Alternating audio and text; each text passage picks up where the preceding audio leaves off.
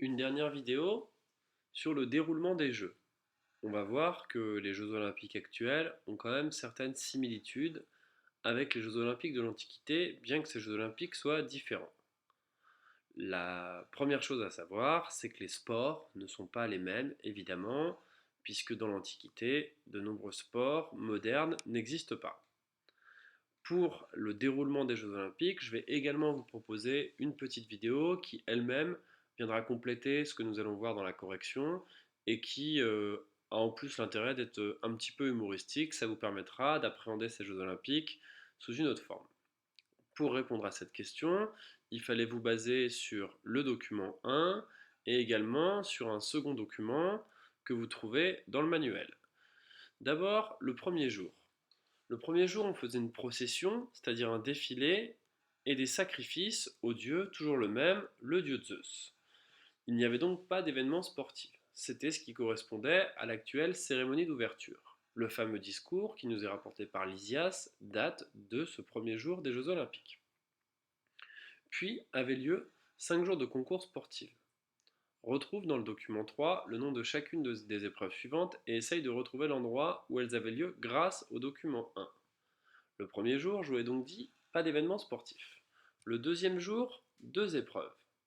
On voit dans le document 3, ce petit calendrier des épreuves olympiques, que le deuxième jour avait lieu tout d'abord les courses. Les courses nues, car à l'époque on fait du sport nu. C'est l'apparition de la religion chrétienne qui va imposer cette idée de se couvrir, mais la nudité dans l'Antiquité n'est absolument pas problématique et n'est absolument pas gênante.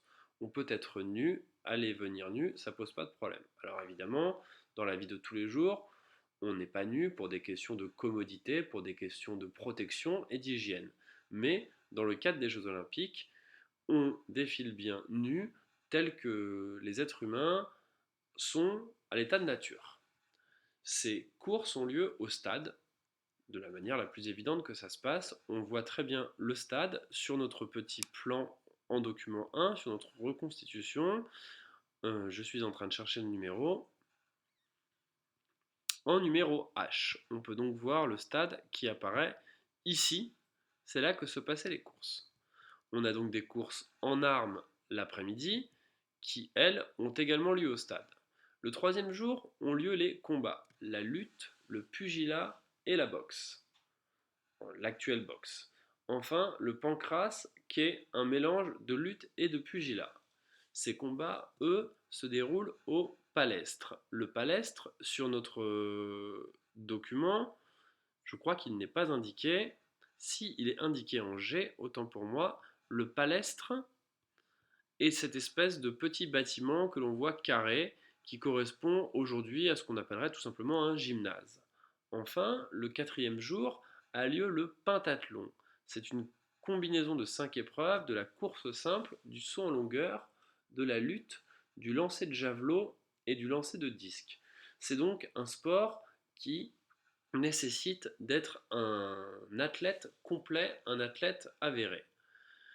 Je continue, le cinquième jour à l'hippodrome a lieu la course de chevaux, puisque ces épreuves sont également des épreuves d'agilité. On doit être capable de bien conduire les chevaux. Je vous renvoie à la vidéo pour plus de détails. Ces différentes épreuves sont ensuite suivies d'un sacrifice. On voit ici un prêtre qui brûle sur un autel des offrandes aux dieux. Alors, très souvent, quand on est en classe, la première chose que l'on me demande, c'est mais est-ce qu'on sacrifiait des êtres humains? La réponse que je vous répondrai, c'est non, c'était extrêmement rare. Cela a pu arriver, mais ce n'était pas quelque chose de courant et de fréquemment pratiqué. La deuxième question qu'on me pose souvent, donc que j'essaie d'anticiper, c'est qu'est-ce qu'on faisait de ces sacrifices? En général, on tuait des animaux parce qu'il y avait l'idée que les dieux devaient également se nourrir et donc, en sacrifiant ces animaux, on nourrissait les dieux.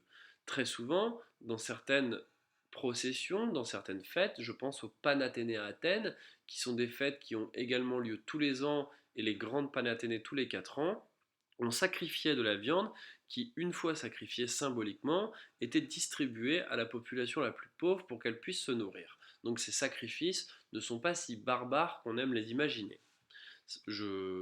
J'insiste sur le fait que le document 4 est un vase peint qui représente donc une scène de sacrifice et qui est représenté sur un vase, comme je le dis, qui est conservé aujourd'hui au Louvre. Les Grecs organisaient donc des concours sportifs, priaient et faisaient des sacrifices pour honorer Zeus.